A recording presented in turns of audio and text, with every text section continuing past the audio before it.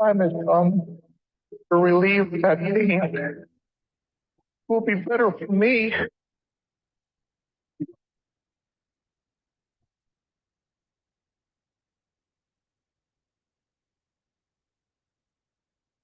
The Pain Clinic Pro Wrestling Talk Show. Can you feel the pain?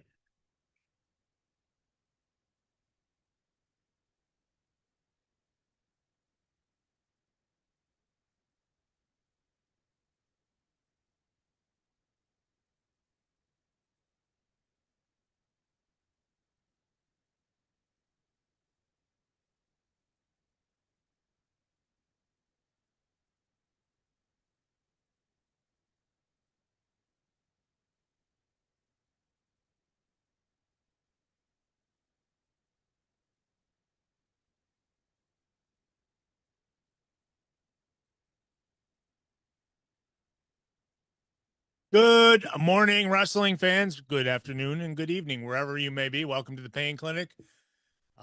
This is a great day. We're in July 11th. We've got a lot of great things going on. We want to talk about a lot of great wrestling going on this weekend. Huge week in both companies, major companies. If you're talking AEW, WWE, definitely big weeks for both of them. We will definitely get into it. We had some titles moving around, shifting hands and whatnot. But let me get into my introductions first. I am welcome to the Pain Clinic for July 11th. Holidays today. It's Cheer Up the Lonely Day. Make Your Own Sunday Day. National Blueberry Muffin Day, World Population Day, and, of course, Free Slurpee Day, 7-Eleven. Check them out. Birthdays today. Butch Reed, unfortunately, passed away in 2021. Today would have been his birthday. Tyson Kidd is 46 today. Jeff Cobb is 44. So Jeff Cobb, recently released from WWE. What was he? I can't remember what his name was, but I know it was something JC. So he is 44 today. Interested in roller derby? Want to be a skater? Officiate Rock City Roller Derby needs you. Contact recruitment at rockderbyrecruitment@gmail.com and join Rock City Roller Derby. If you're into the men's team, Flower City Fear, FLOUR.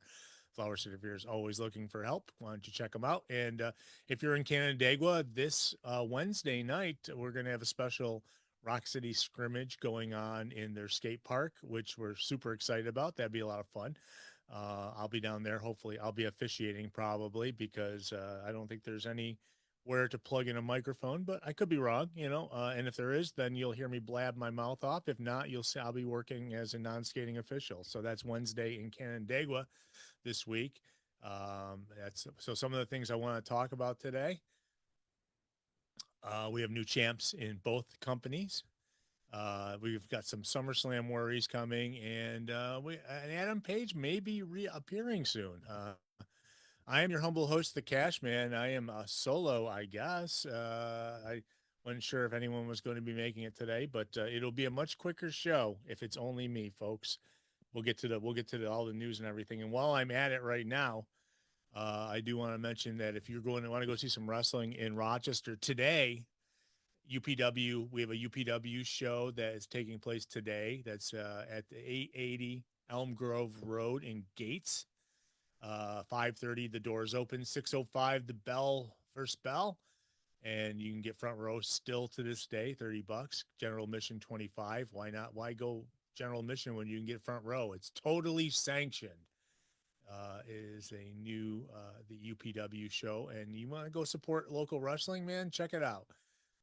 This is once again, it's 880 Elm Grove Road, Gates, New York, 14624. 5:30, the doors open. 6:05 is the first bell. Check it out.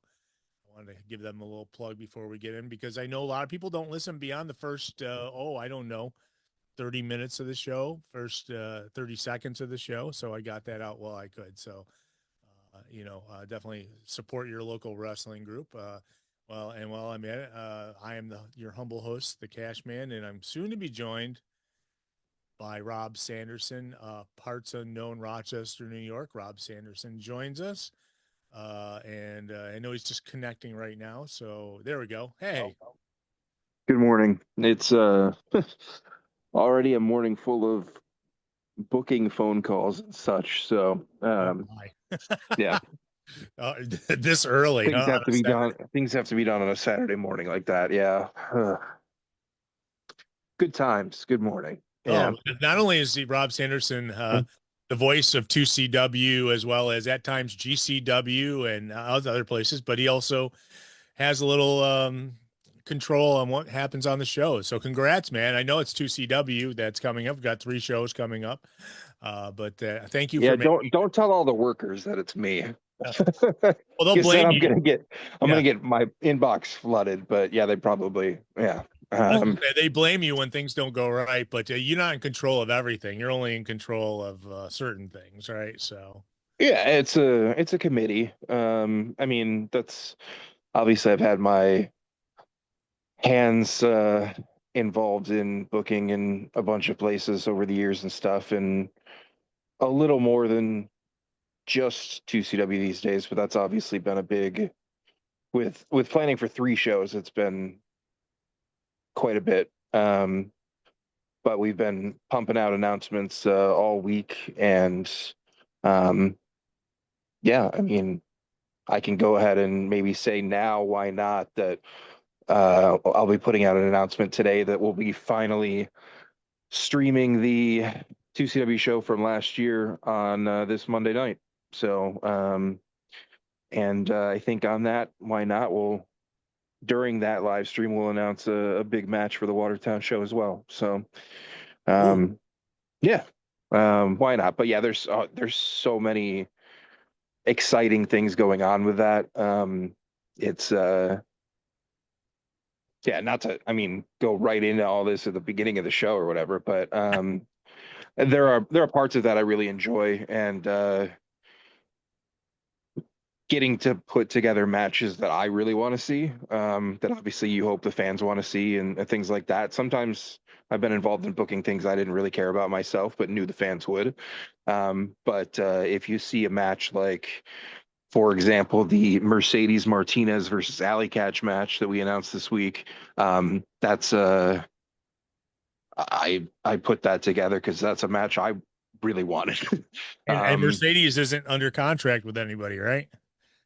Correct, and this is her final year. And so, as soon as she put that announcement out that this was one final run for her, at least as a full-time active wrestler, not contracted but still busy out there.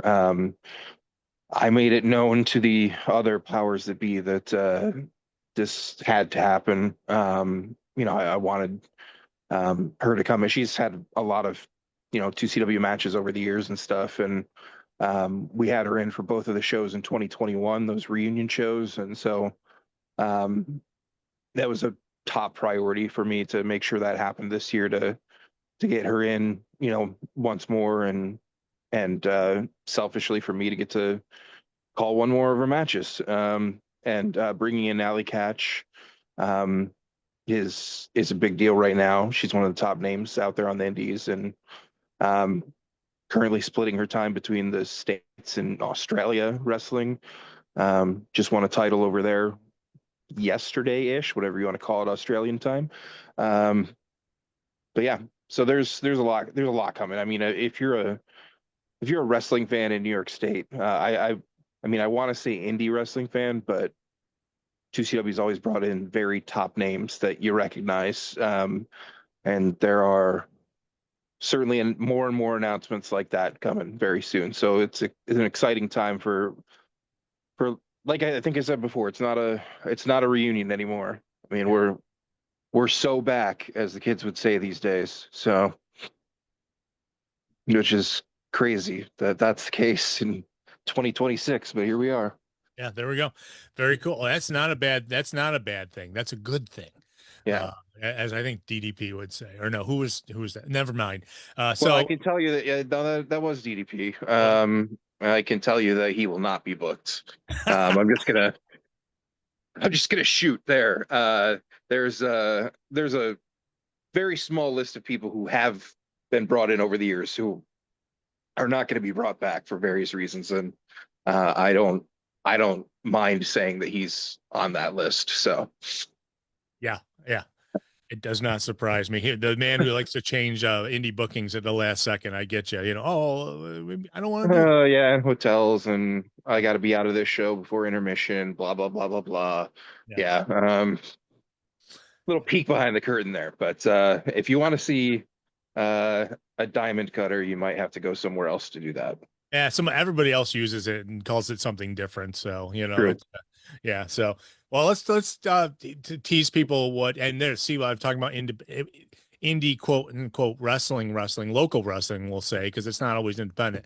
The great shows in New York coming up, so you definitely don't want to miss that. You got ESW, 2CW, UPW today. There's a lot of stuff going on, but I want to talk a little bit about the giant world of wrestling. I guess you'd say the majors, maybe or Yeah. even the ones on network TV.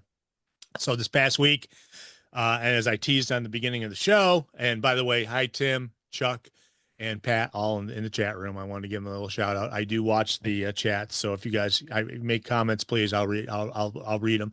And I don't watch the chat, so if I don't give you a shout out, don't think I'm ignoring you or I hate you. I just yeah. Yeah, that's fine because I only watch the chat because I can do that on my phone while I can do everything else on my laptop. So, but If people are saying hi in the chat though, hi. I just yeah, um I don't tend to keep an eye on it myself. I let you handle that. sure, So, let me and I say, man, we had Mad Dog last week. He was in there for a while. So let me throw out the beginning. Like I said, everything has been, as Oprah Winfrey says, you get a title and you get a title and you get a title. So we had a lot of titles changing hands this past week. And we'll start off by the one that we had probably talked heavily up, which was Kenny Omega versus MJF at Beach Break or whatever they called it, Pocket Sand. yep. Okay, and I've heard that mentioned a few times on the show. That's my favorite King of the Hill relate when it came to AEW this past week because that was a Dale thing from King of the Hill. But there, I got to mention that. I wanted to squeeze that in. But so we had, yes, the main event of this past week's Dynamite. Well, not even that. Earlier on the show, we got Kyle Fletcher winning and beating Takeshita for the international title, which was the first title change on the show. And then we got Kenny Omega and MJF in the main event. Man, insane match to say the least. That was freaking awesome.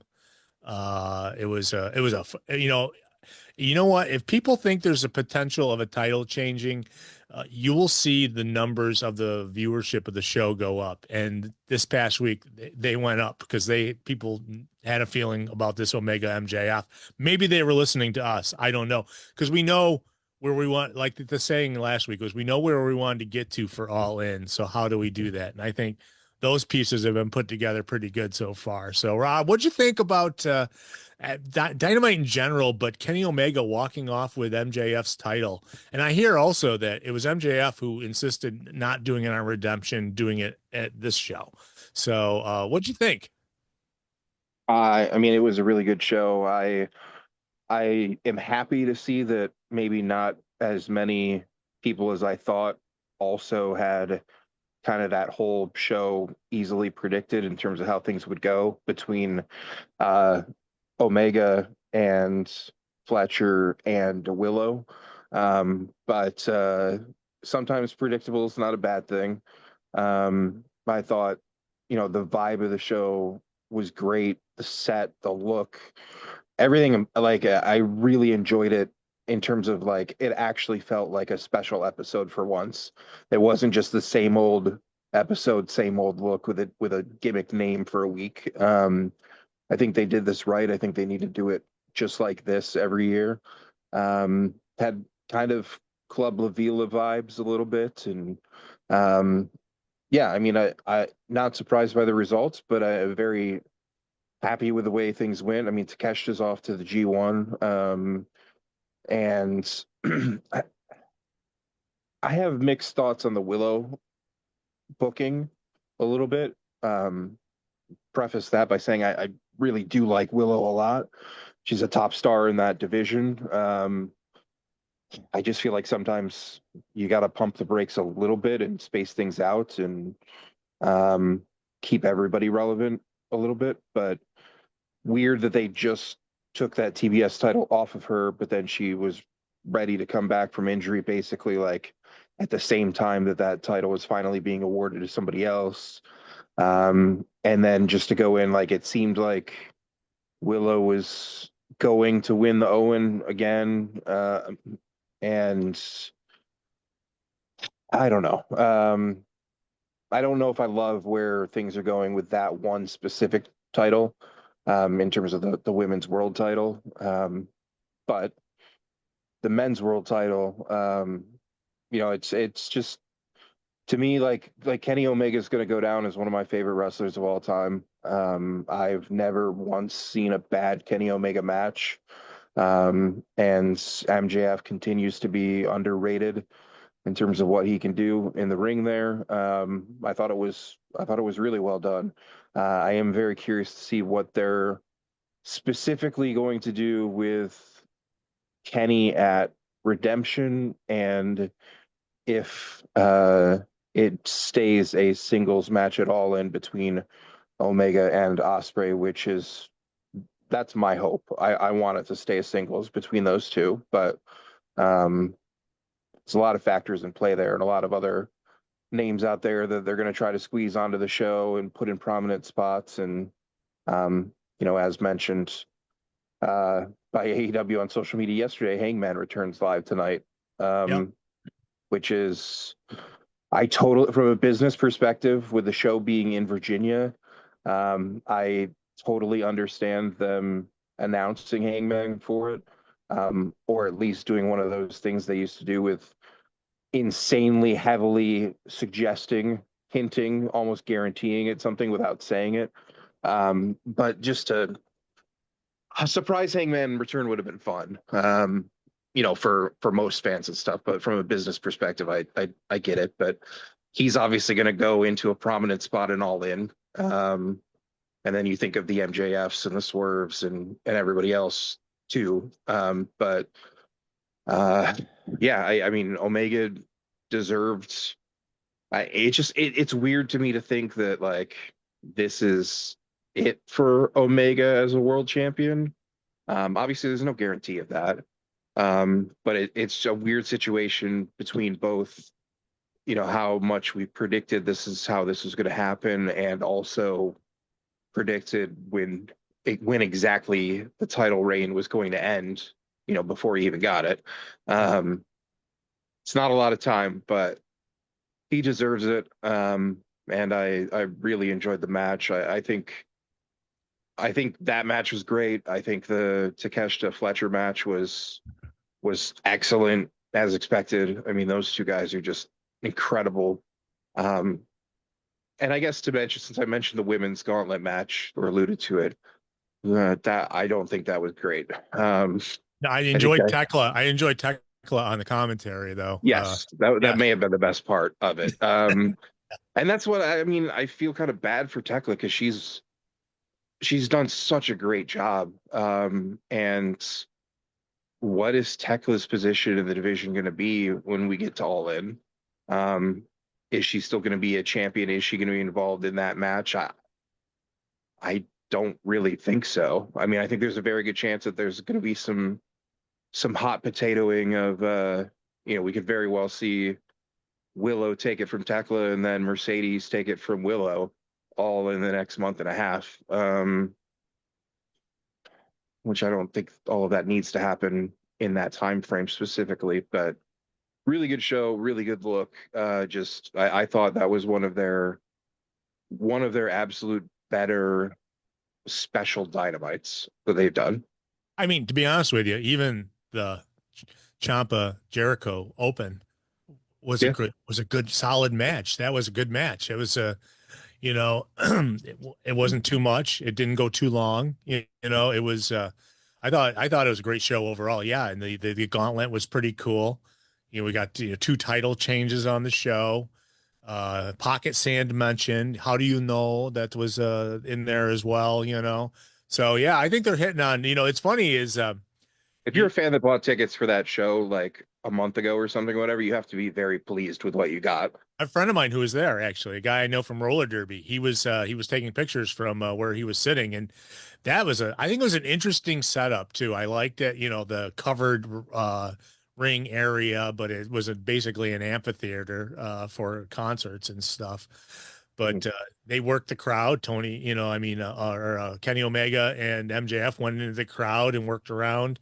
Got a lot of people involved in the match as well. You know, in that match at least, but it was it was a solid night of wrestling, and it's like if that's what you know, that's what you like, that's what you got. So and you got a new champion. Who can beat that? You know, I mean, it's I always feel special when I get to see a championship change, especially when you know I was complaining maybe a month ago about how it never happens on TV, and then this past week happens, and I think Mhm. most titles changed on TV. So, but it I definitely mean, yeah, when you think about it now, I mean, between Darby winning on TV, Kenny, this is now Kenny's second world title reign. Both of those have been on TV. There's definitely an increased well, and didn't the title change in the other company that was on TV, right?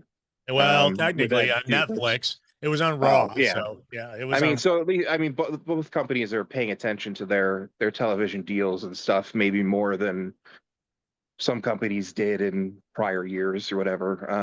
And that's a good thing. I know, you know, Tony Khan said something on Chicago radio this week about you know, like he wants to do big stuff on TV as well. Not everybody can afford the pay-per-views and stuff. And I mean, that's the majority of their income is coming from their TV deals. So you've got to make sure that you're doing things to keep the TV people happy because that's the lifeblood of your business. Um, and that's the time when most people are going to see things. So, I mean, that even like that makes me think of like when, you know, people are upset that a wrestler gets on a pre-show match on a pay-per-view. And I've always seen it like, well, yeah, that's the case, but you don't have to wait around all night. The crowd is fresh. They haven't already seen 10 matches at that point. And when you're on the pre-show, everybody can watch it. The pay-per-view starts and a lot of people aren't tuned in anymore. So you get more eyes on those matches than you do the actual pay-per-view matches. So same kind of thing with TV. Yeah, Um, yeah, and TV. I mean, listen, they had two title changes on a 2+ hour show on Wednesday. You know, that's more than most pay-per-views. You know, so it's definitely was a better event than a lot of pay-per-views a lot of companies have put out in recent years. And it was just a TV episode. So yeah, so yeah, well, it was a solid show, and you know, it was, and hopefully they can ride the momentum. They boosted their viewership by over 100,000 people from the week before. So obviously, like I said, people knew something special was going to happen. You know, they do still have to sell a pay-per-view. It's in what, 2 weeks up in Montreal. I wonder, yeah. Rob, any chance that Pat's like, you can't even say WWE. You call it the other company. he's just he's just No, saying, I could say WWE. I didn't want to say the guy's name oh yeah, specifically. yeah. We get Um, and unfortunately we're going to yeah. talk about the other guy in a minute, And but anybody listening to the show over the past, well, of in general, but specifically since probably 2004, would know my disdain for this person. So sure, yeah. sure. Yeah, I mean, even when he was signed to the company that we liked, you know, so Hey, I uh, hated it. That's the worst thing they ever did. Yeah. yeah, yeah. Yes, yeah, yeah. If I'm talking about smart business decisions, you can have that argument or whatever. But was not happy. Was one of the few people that was not happy when he returned to wrestling in that company. So So yeah, well, man, I got distracted by that comment. Now I forgot where I was going for a second, but it was solid show. Oh yeah, so hopefully they hold up. Oh yeah, I know where I was going, Rob. So in when AEW is in Montreal, you see that the Quebecers are going to be honored or by AEW, I believe. That wait, they what? not the Quebecers. I mean the Rougeau brothers are Oh, going. I didn't Oh, you see didn't. that. I saw something about how they're going to be honored during that weekend that they're there. So, and it's kind of people brought up the point that these guys will never get put in the WWE Hall of Fame, though they deserve it. But they're going to be honored. So AEW is going to do something special for them when they're in Montreal. So I thought maybe you might be going because I know you're a big fan of Pierre and Jacques and Pierre and Johnny Polo to throw him in there. Yeah. Johnny Polo. Probably the biggest Quebecers fan. I mean, there weren't too many of us, but yeah, especially for I've never heard of an American that was more of a fan of the Quebecers than me. So Me neither. So yeah. I did not know that, but that is hopefully they find a way to get PCO involved as well. But yeah, that's I know there's also Produce Wrestling, just kind of a new offshoot indie company that's really going all out with their cards and their bookings and locations and payroll and star power and stuff. Like they're putting together some crazy cards and they're running in Montreal that afternoon. So for wrestling fans, you already know how long an AEW pay-per-view is. But if you want to do I don't know, it's got to be at least a 10-match card in the afternoon too. You can do a real marathon day. Unfortunately, though, the best croissants in the world at Patisserie Queen Amman on East Mount Royal is closed on Sunday, so you can't fuel up with that. But nice little quick summer drive up to Montreal. Not a bad idea for those wrestling diehards for that day. yeah, I can come watch the AEW pay-per-view. I'm sure there'll be some solid tickets available still.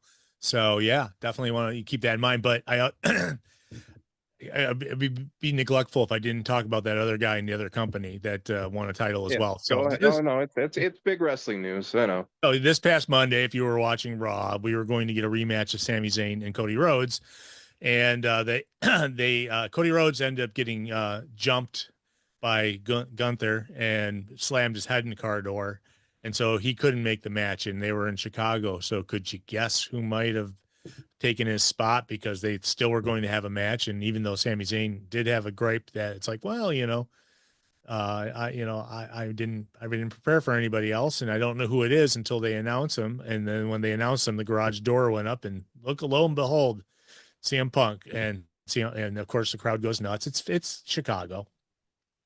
Oh, the good old Allstate Arena garage door. Yeah, the ramp about yeah. The garage door goes up, and you see it is honestly like people should go to a show of that there once in their wrestling fandom. Like I that's one of my absolute favorite venues because it's so crazy loud with all the wood in the ceiling and stuff. But little trademark stuff like their garage door and having to walk through part of the actual public area of the arena to get to catering and everything. It's a fun time. Well, it's nothing to do with the show, but no. Yeah. But I will say the guy comes out, they wrestle. We have a new champion in WWE. This is the Universal Championship. This is I don't really know how you rank championships in WWE. There's the one that Roman Reigns has, and now there's the one that CM Punk has. And somebody who doesn't really obviously follow that company anymore, but respects the title history and stuff. I mean, my perspective is the one that he won on Monday is certainly much more valuable and historic and everything than the new one that they created to get another champion, because none of these companies have enough titles. So certainly not. And you got to have them on separate brands, because some guys, even though this past week, not only did we see guys from SmackDown wrestling on Raw, but we also saw guys on Raw wrestling on SmackDown. So is this the SmackDown title? I mean, I know it's not officially, but they call it the Universal title, the one that Cody had, the WWE. It technically covers everything in WWE, and I think it is. I think it is a higher title than what Roman Reigns has as the Raw title, or whatever, the heavyweight title. Does Roman appear on both shows regularly? No, right he now? did not. He did not. He's on Raw now. So, and even though his guys, the Usos, were on not only Raw but also SmackDown this past week, which is interesting because then Jimmy wrestled on the show as well against and I feel terrible for what's his name, Royce.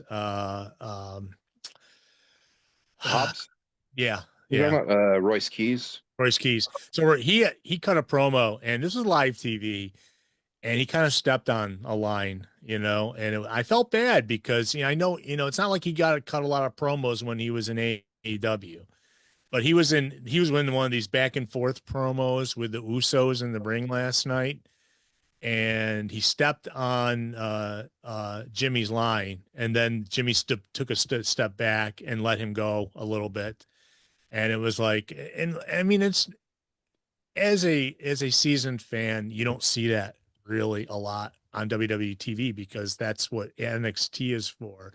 That's what, wherever, but like I said, he didn't cut a lot of promos when he was in AEW. He had a manager, or he was part of Taz was with him as well.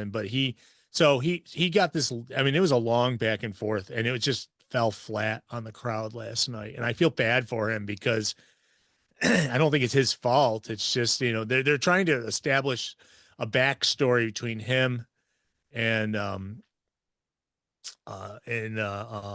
what's his name? Darn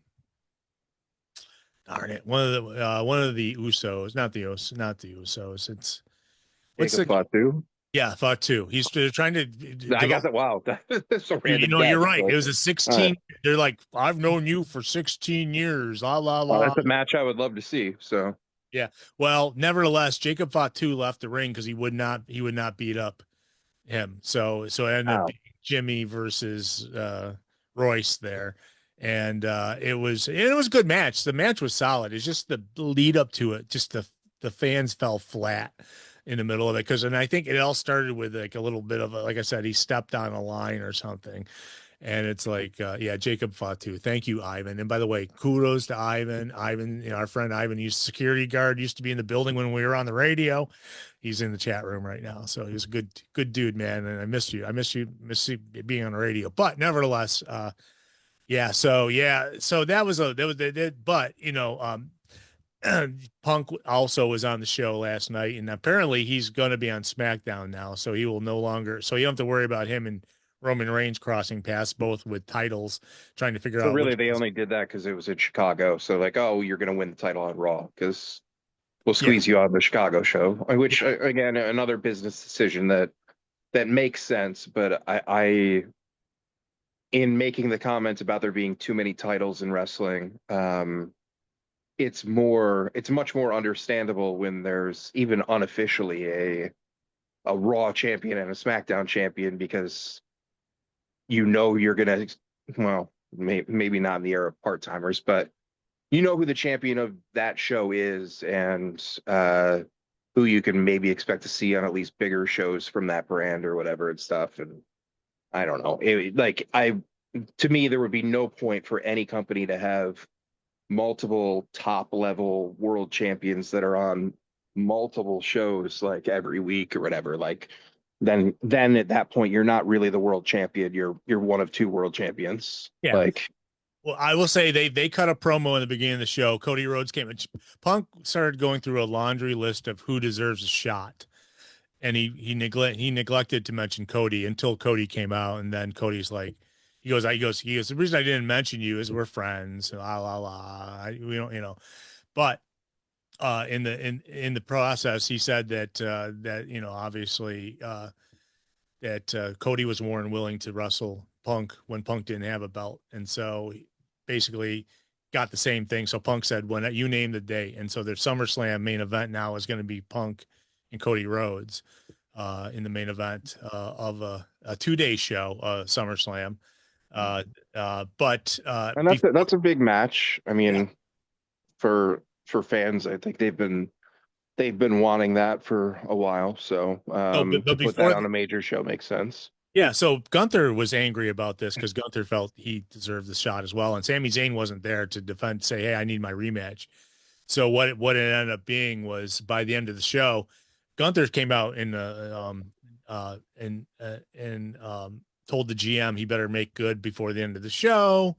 And Nick Aldis, like, so at the end of the show, Nick Aldis comes out and says, "Okay, what we're going to do is we have this Saturday night's main event coming up in a week and a half. We're going to have Gunther take on CM Punk for the title there." And Gunther wasn't happy with that answer, even though he does get a one-on-one before Cody Rhodes and CM Punk. That's the whole thing is they when Nick Aldis said that, he said, and then CM Punk will take on Cody Rhodes. Well, not if Gunther wins the title. That it'll change the whole main event of SummerSlam, which I doubt will happen now because ticket sales have been terrible because they haven't mentioned like main events yet, and so or at least that one.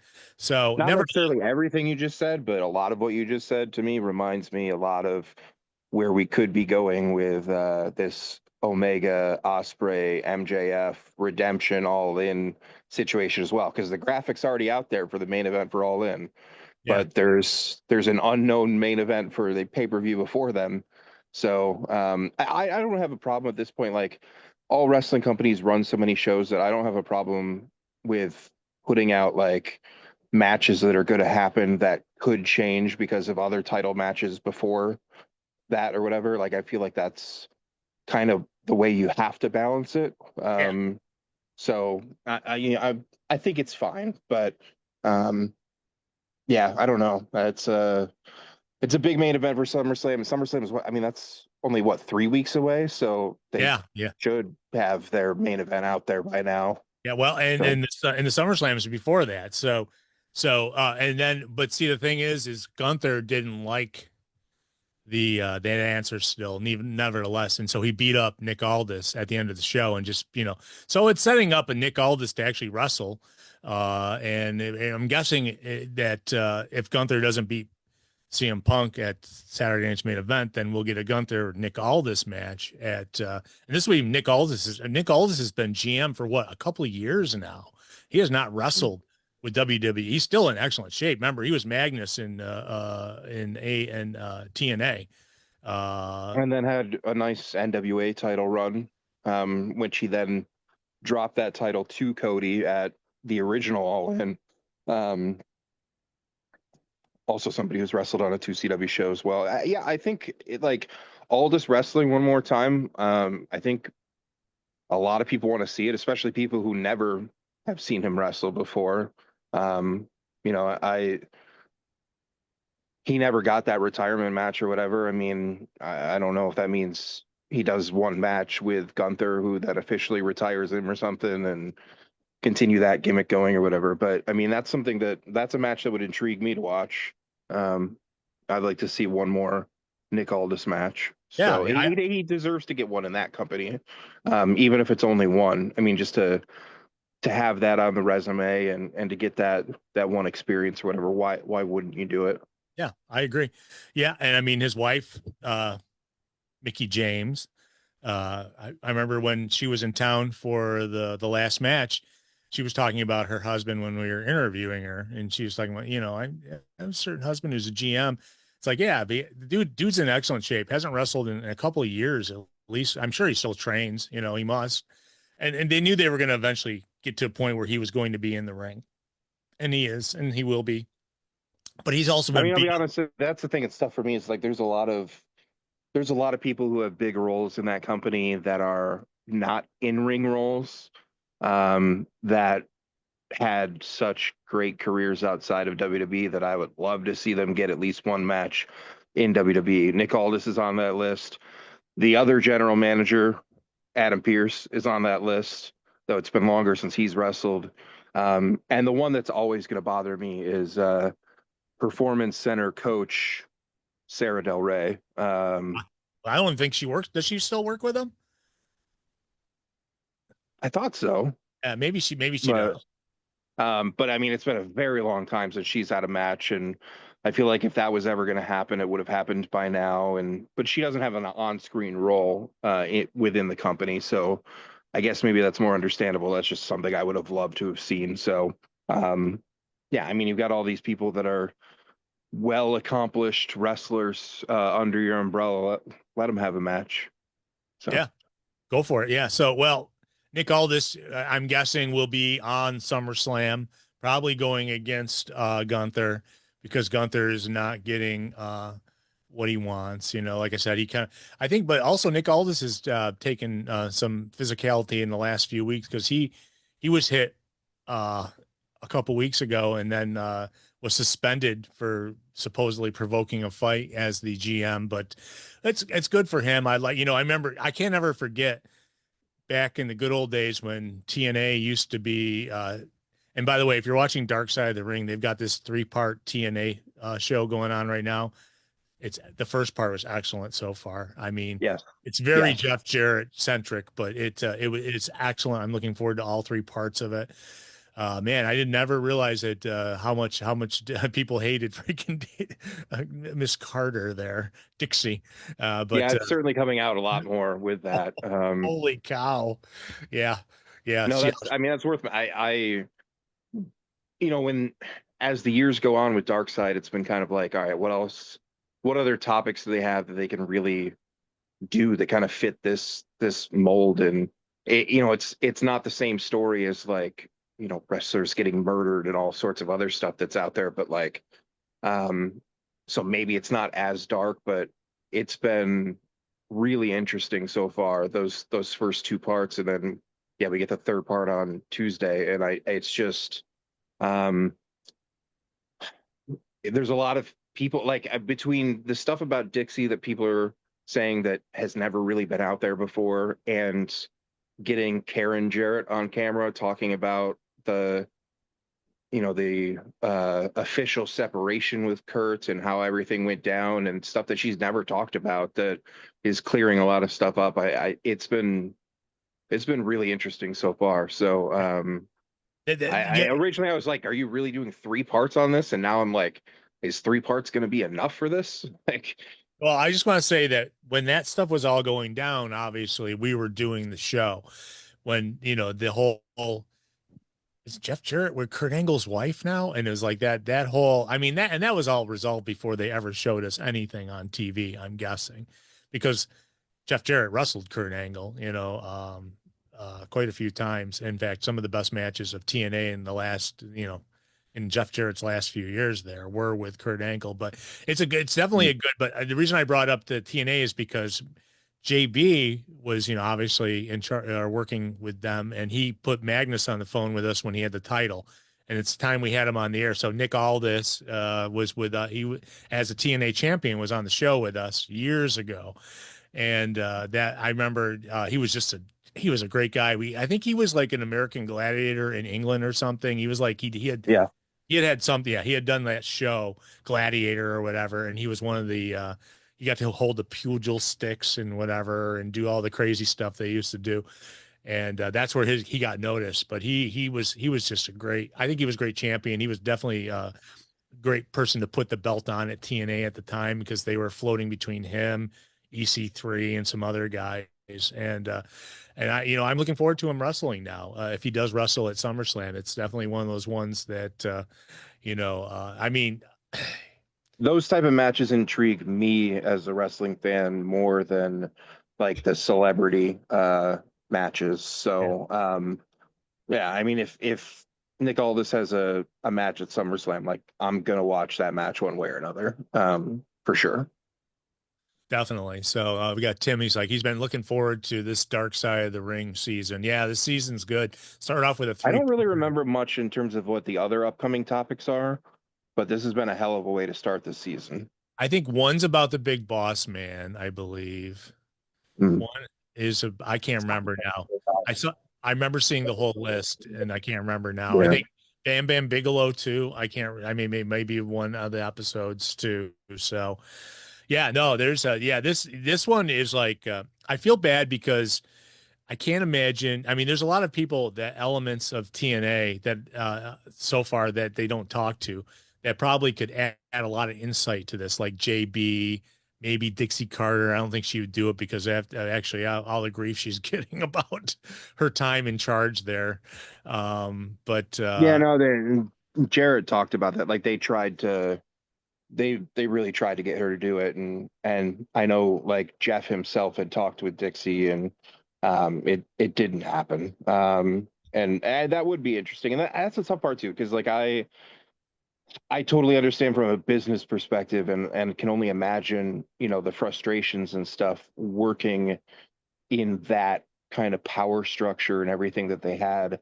I mean, to say from like my interactions and stuff, like Dixie's always been like the nicest person on the planet, but I also see all this other stuff from everybody else, and like, okay, um, that you know, I understand why they were unhappy. And but yeah, I mean, with Dark Side this season, I guess it was kind of just like this doesn't really feel like Dark Side topics, but they're still interesting to me. And I see like the after this week's conclusion of the Jarrett TNA stuff, then they go into Necro Butcher versus Samoa Joe, an yeah, absolute just wild match from the ECW arena.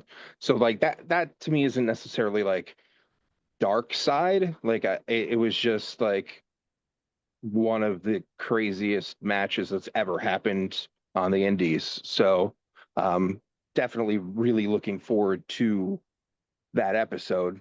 It's just maybe it's a good thing maybe that they're running low on the really, really bad topics. yeah, So I agree. I agree. Yeah, it's like, you know, and I like the introspective stuff. So, I mean, who knows? They could do that with every company, you know, the rise and fall. You know, I mean, ECW, oh boy, you could do a whole season with what happened there. So, but yeah, so that, yeah, if you're watching it, and it's like, so like I said, so far, I give it thumbs up. I enjoy, you know, I mean, it's very Jeff Jarrett centric, that first episode at least. So it's like you had to follow the whole Jeff Jarrett getting fired, or, you know, do the whole Vince McMahon taking over WCW, and that's where it starts. So it's all I and can say is, I mean, going back to like when I first started watching wrestling as a kid, and Jarrett was a big time heel in, you know, that new generation era of the WWF that uh, I probably remember more fondly than most people do.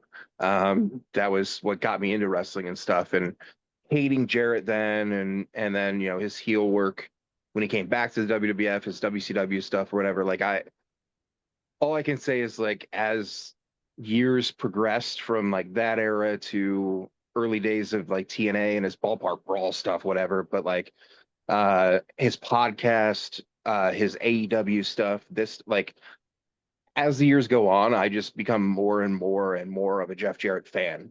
And I realize that you know, a child me, you know, watching him and Shawn Michaels at In Your House 2 in 95 or whatever, like I didn't appreciate it enough at the time. Like he really is one of the most influential people in the history of the business. And I guess I have more and more respect for him as more and more stuff like this comes out there, it really shows I like you know how much he's put into everything. I like how they did his history in the first 30 minutes of the first episode of it, and they kind of go through and show you that he was the son of a promoter, but he wasn't like living with his dad growing up. So it wasn't until he got older that he started. It was a very interesting story, but I also thought it was great. It went through his whole first run with WWF, the whole Owen thing, going to WCW, you know, and the holding up Vince Getting more McMahon. money from Vince. Yeah, Yep. Yep. holding up Vince for, you know, and Vince, from Jeff's perspective, it sounded like Vince was happy to do business with him. Apparently not so. I think it is what eventually lost JR his job as a talent, the talent coordinator or whatever with WWE or F at the time, because I know that Vince McMahon was very unhappy with Jim Ross for letting his contract lapse.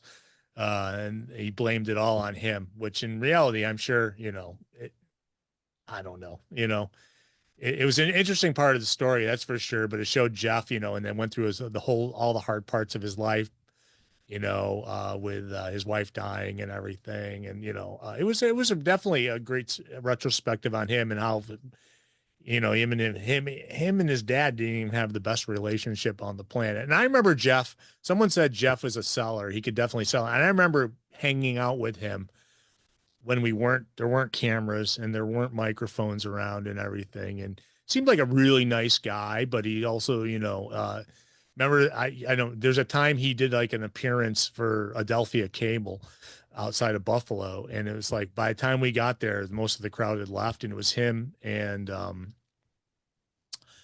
oh, I can't remember what was her name.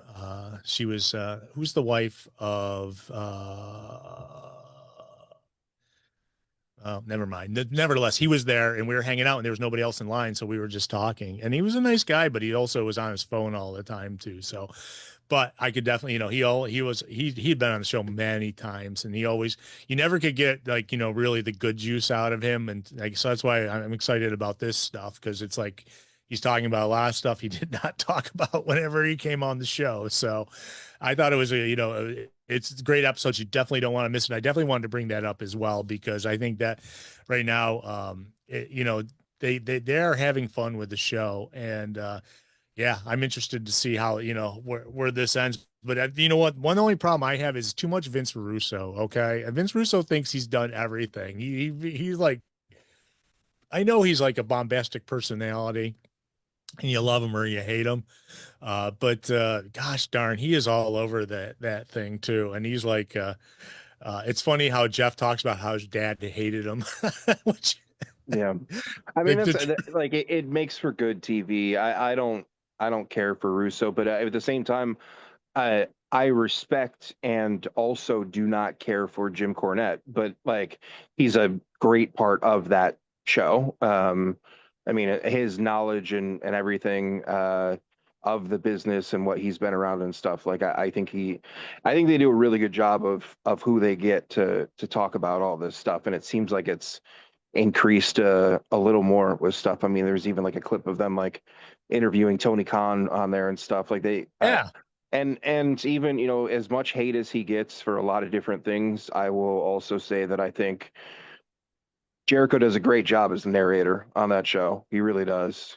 I think he took over, I want to say season 2, and I think he's perfect in that spot as well. So, I mean, that's just reading a script or whatever. It's not necessarily giving opinions, but still, it's not a job that just anybody could do, and it puts a nice touch on the wrestling feel of the show. Yeah, I saw something with him talking about how they sent him like 57 pages of script or whatever to read, and that he was surprised they were doing that much on TNA. But when he got into it, he realized how much they cover in these 3 episodes. And so he definitely was critical at first, but then he understood completely. So yeah, and I think Jericho has something to do with the production as well. I know that The Rock worked with these guys before too at the Dark Side. It's funny, as I saw an interview with one of the guys from Dark Side, I think it was on Jericho's show, and they were talking about how now the Vice TV has the dark side of everything after they started doing the dark side of wrestling. And now there's like the dark side of MMA. Now there's a dark side of the 80s. And he goes, we started this whole dark side freaking theme that's on this Vice channel, He goes, but we were There's a lot of dark sides in the world in 2026, so it makes sense.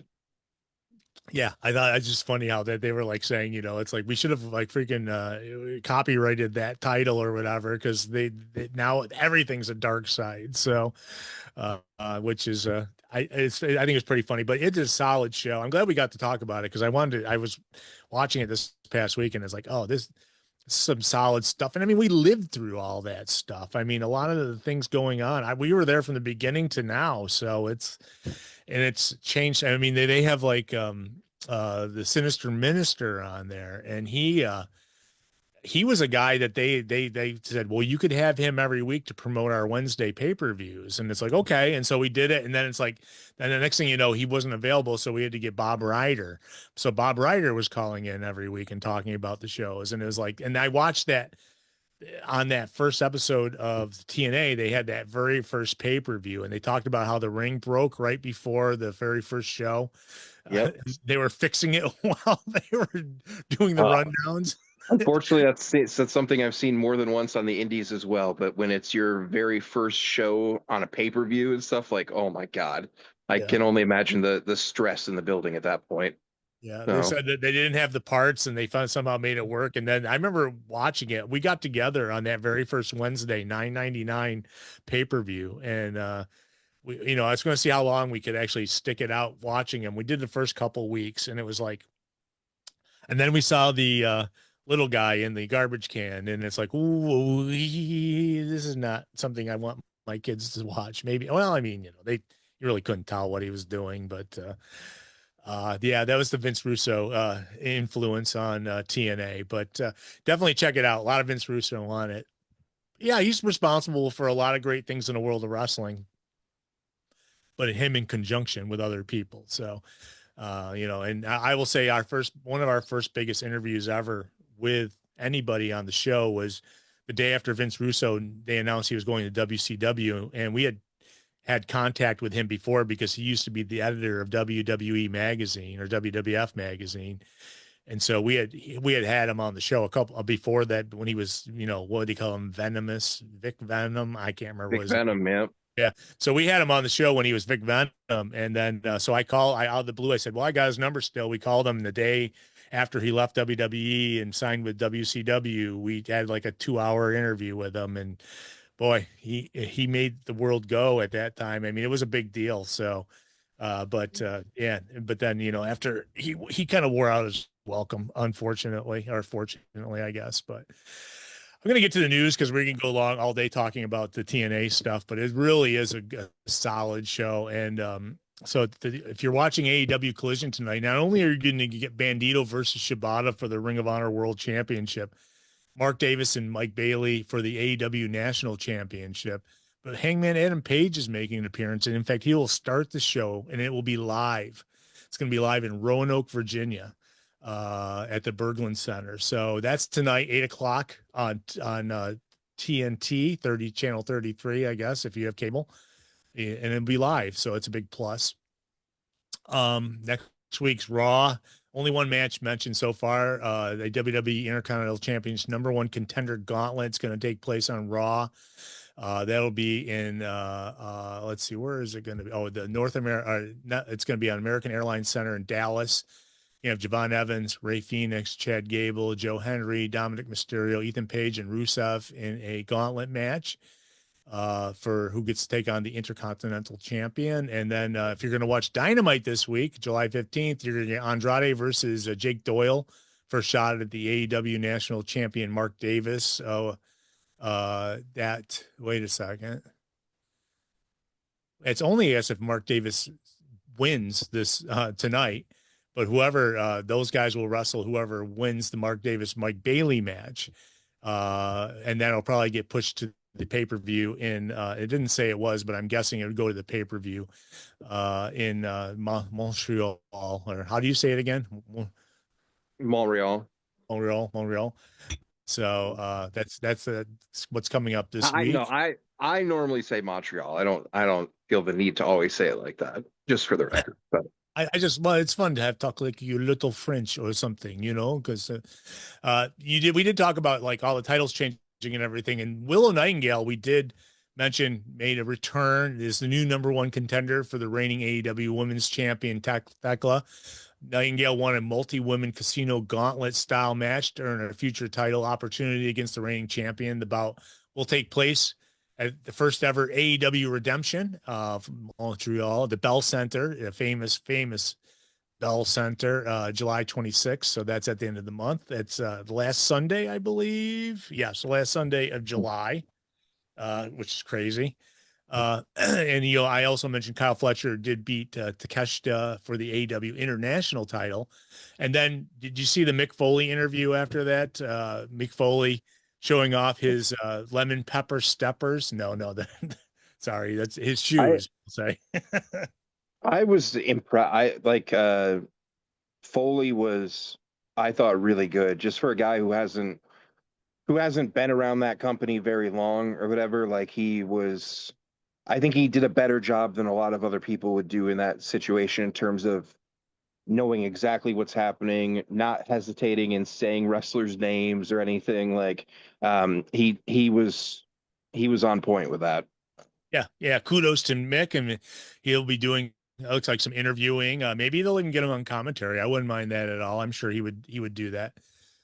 Big news this week. I didn't even talk about, and we got 1 minute before we've been on an hour. Sheamus appears to be on his way out of WWE.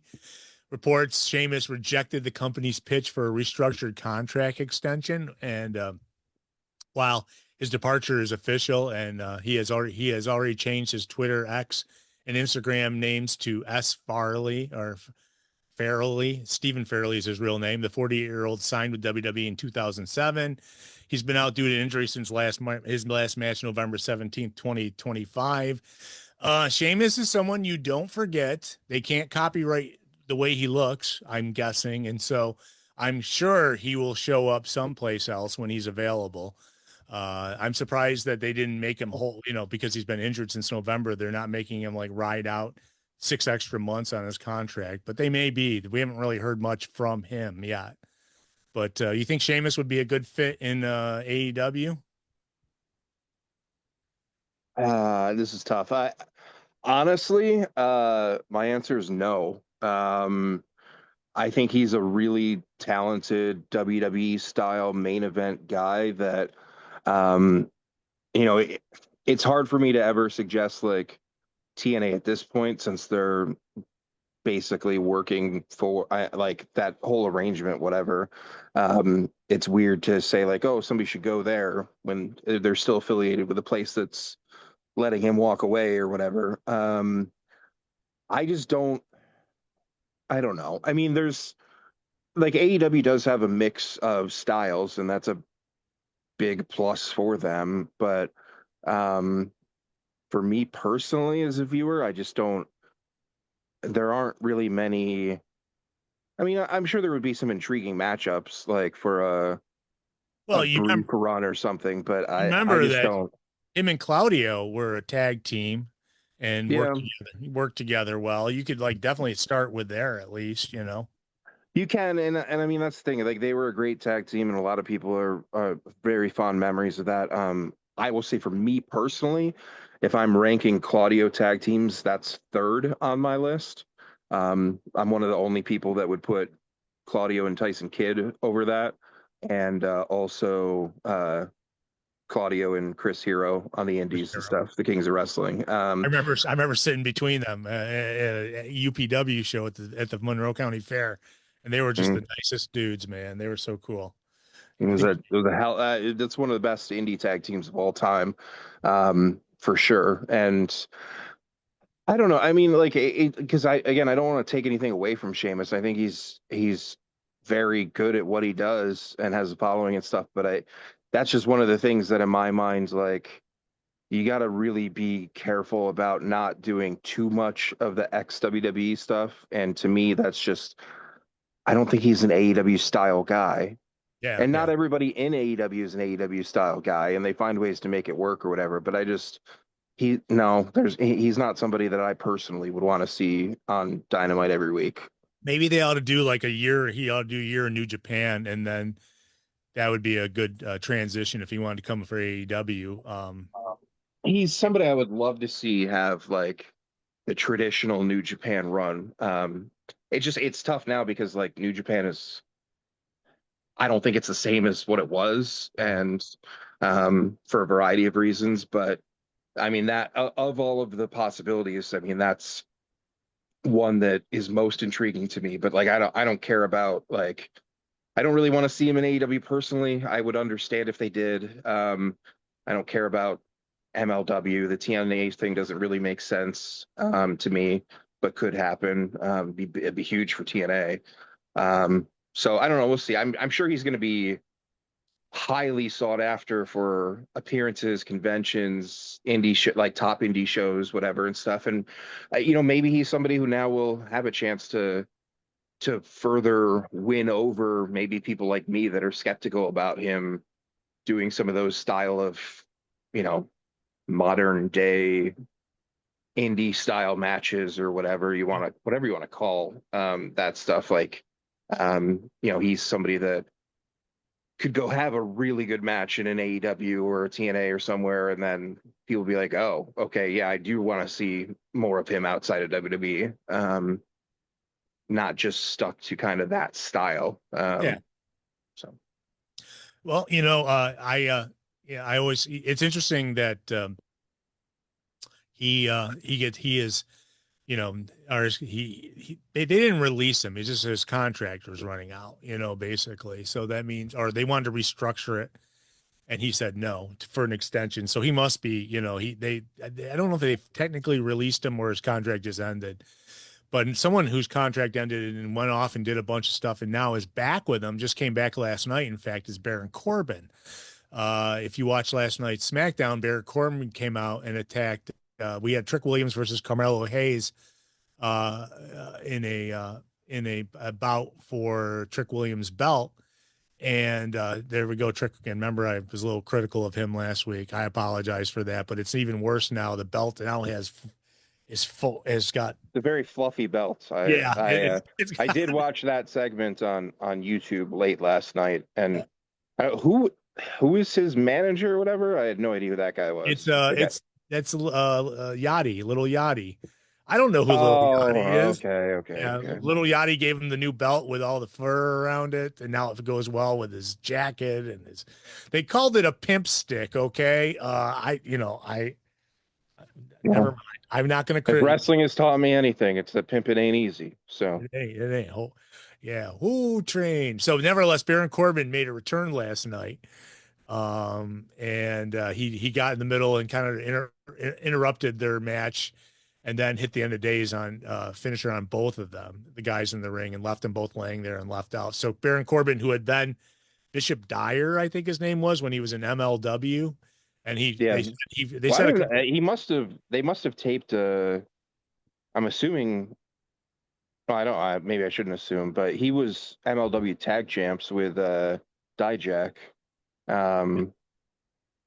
I don't know if they actually dropped the belts or not. But yeah, I saw something. I can't remember all the names that were mentioned, but somebody put out a tweet. It was just like, so WWE is going to trade having New Day and the Motor City Machine Guns and Sheamus in exchange for for Baron Corbin, and then they mentioned a couple other people. It's like, ugh. Yeah, it does not exactly. Oh, Not exactly a fair trade if this was something in like hockey or whatever, but Enzo and Cass, is that yes, exactly. Those were the other two. Yes. Yeah. Oh yeah. Mhm. Well, Yep. that they felt that someone said that they didn't feel their tag team division was doing so great, so they wanted to switch it up, and their ways of switching it up is bringing those guys back and getting rid of everybody else. When So you have Chris Sabin and Alex Shelley under contract and you don't know what to do with them, and we gotta make the tag division good, even though we have one of the best tag teams in the history of professional wrestling, but we're gonna have them sit in catering. Okay. yeah, or be curtain jerkers and get the show going, which a lot of times they did. So And yeah, I mean, on the New Day side of things, I mean, New Day, you could argue, is the best tag team in wrestling history, or most accomplished or greatest run and stuff. But I mean, I can understand running out of things for people to do when they're on TV for that long. That is something I'm sympathetic to these wrestling companies with. But again, I don't think you have much room to you let your most accomplished tag team of all time walk. You don't really have much room to whine about our tag division. We have nothing to do. Like whatever. I don't know. Yeah, no, I agree. And they, and the New Day, were so over. I think when they went the heel side of New Day, when they kind of kicked Big E out and stuff, I think that maybe been the writing on the wall about, okay, now a lot of times you can go face forever like John Cena and always, as long as you're popular, you're great.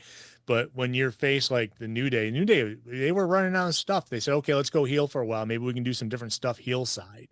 And they just never got an opportunity. I mean, they were the tag champs not that long, nevertheless, they're probably going to be showing up in AEW. I wouldn't be surprised, at least. In fact, if anything, they would save. I expect it. Yeah, I would expect them maybe at All In to be like a mystery tag partner or something, something to sell. So that's what I suspect coming down. So let me get to some other news. And we'll get out of here. We got so this past week, former WWE and NXT Women's Champ, Mandy Rose. You might remember she left because she wanted to do OnlyFans or whatever, and she did. And her and her husband, Sabby Piscatelli, who used to wrestle as Tino Sabatali, uh, The spy, yes. yeah, they're The expecting their infamous first. the infamous WWE guy that spied on AEW. Yep. That's right. Yes, Tino Sabatella. So are expecting their first child together. So congrats to Mandy Rose.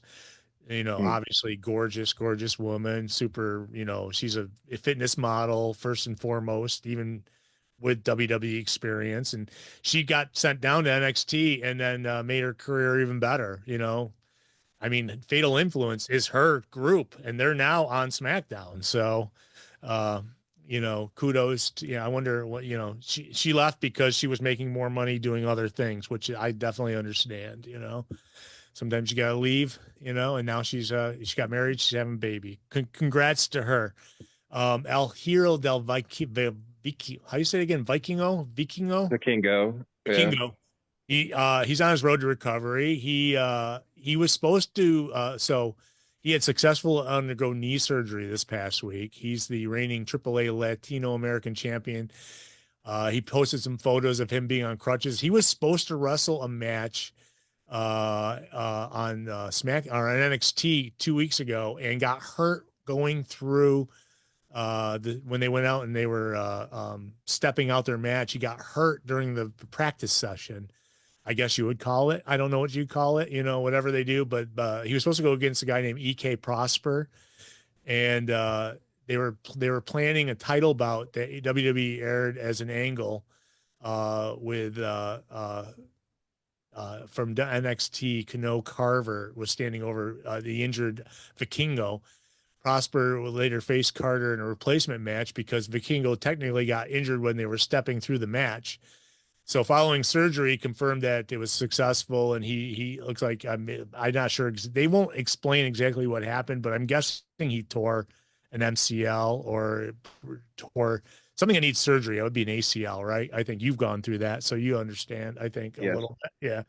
Well, So I mean, an MCL can be too, but that's one that often heals on its own, unless you do the full tear. But yeah, yeah, the good old ACL, MCL, PCL, the meniscus, all that stuff. That's unfortunately those are probably the main parts of the body that way too many people involved in wrestling in this area have learned uh more about that part of the body than anything else over the years. yeah, it's usually it's a common injury in wrestling. Eventually, maybe. I mean, there's some guys who've never had those issues. Ric Flair never had a knee injury, but it depends on your style, I guess. Colin's been out with that for since the fall. Makes me think of the days when Beast tore his, and then a time when Kevin Dunn and I walked into the back of a Chikara pre-show meeting, and we were both in full leg knee braces after surgery, just walking in like a couple of bums. Yeah, there's a lot more stories to that, but it's yeah, it's unfortunate. It's a tough thing to avoid when everybody seems to be putting in so many years in wrestling these days too. That unfortunately, a large percentage of people go through that. Well, the guy that you're hanging your hat on, Vikingo, with AAA, Yeah. they didn't expect that. So, uh, No. so I don't But know. with Do you what he does athletically and flippy do wise and stuff, I mean, you have to. It's not the most shocking thing, but it's certainly unfortunate. Yeah. So I don't know if you're familiar with this independent wrestler, Nikki Blackheart. Do you know have you ever come Yep. across? Okay. So Nikki Blackheart made her debut on NXT 2 weeks ago, on the CW channel. And the funny thing is they didn't have a name for her as she came out at the end of the show and interrupted the match or beat up, someone and interrupted something. But then the show ended with her in the middle of the ring and they didn't have a name for her. So the announcers didn't know what to call her.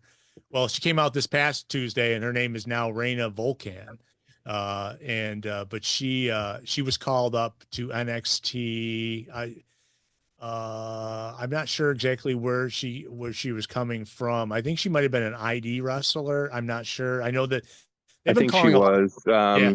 And I don't know if she was doing any Evolve or any of that stuff, but yeah, I mean, she was an indie wrestler from Florida that I know we had looked into bringing her into ESW and stuff.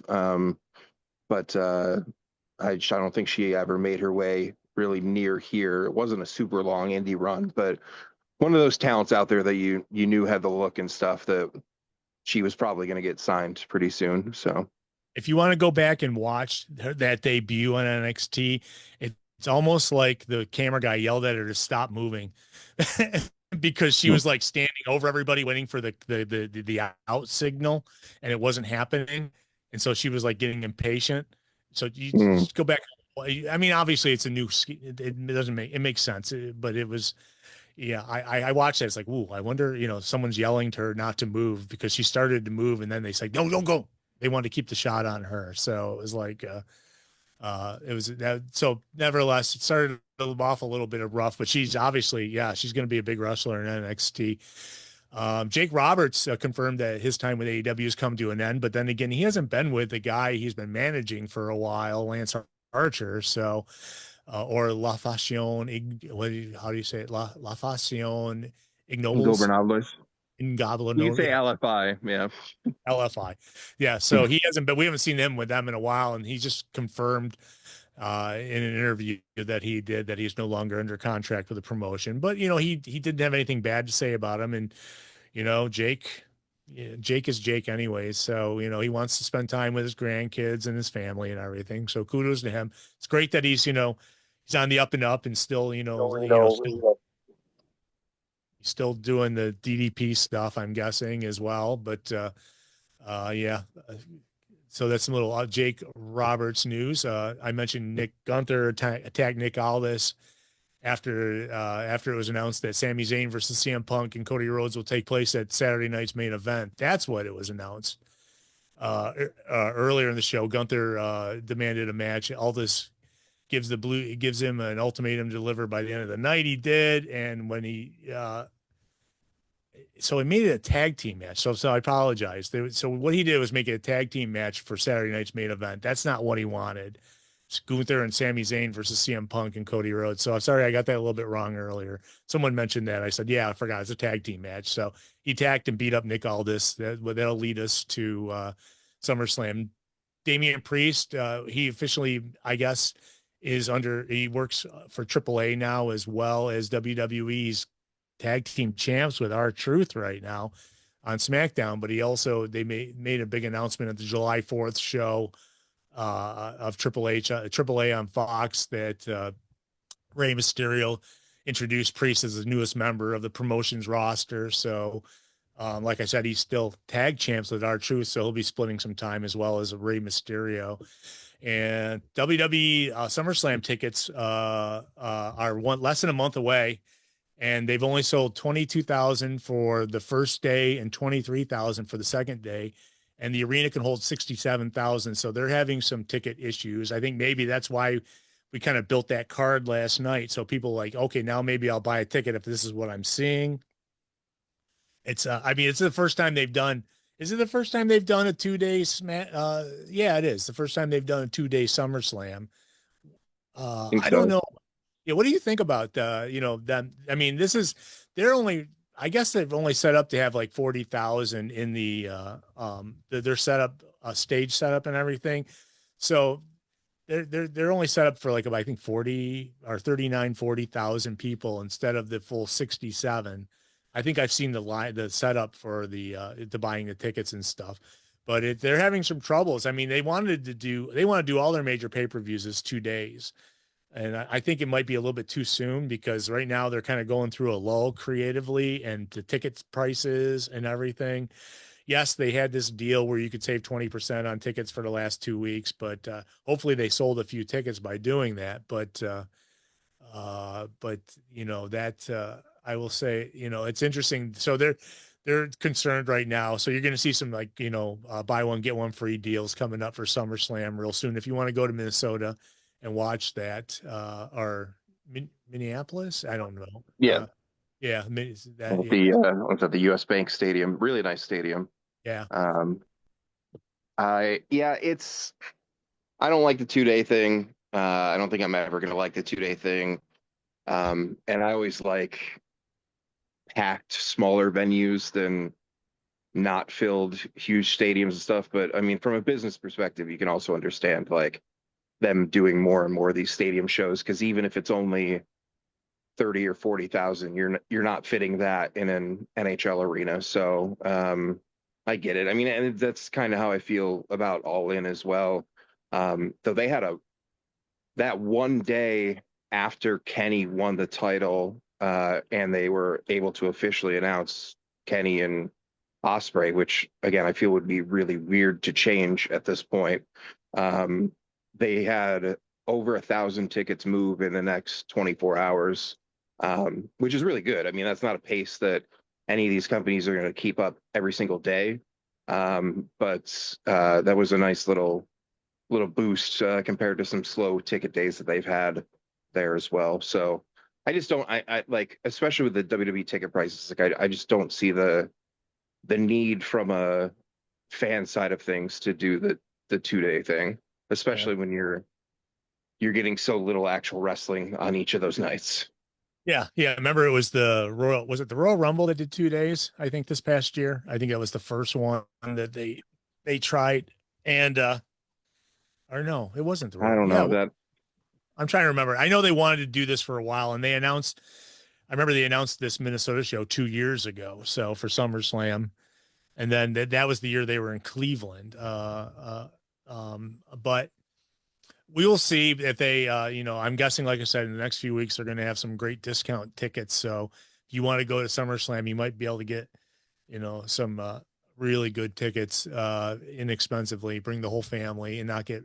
Then that's usually a problem with them is their ticket price. So, and I haven't really looked at what they're selling for, but I'm not paying $200 unless I'm getting a complimentary chair or something. Okay.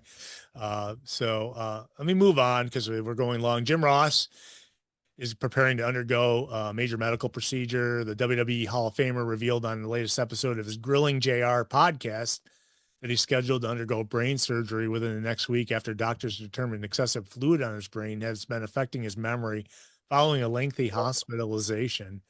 Ross said he continues to improve each day, but acknowledges he still has a long road ahead in recovering. And apparently he did fall before the last time he was on AEW. That day he had fallen, and that may be like the fluid buildup, but it's pretty serious when they're, gonna go in and put in a stunt, I think, or shunt, whatever it is, to relieve the excessive fluid, was which what they'll probably do. But Jim Ross is always optimistic. I give him a lot of credit, and I'm sure he'll get through this with no problem. He said he's not going to miss any of his bookings. So, but that's a pretty serious operation to go.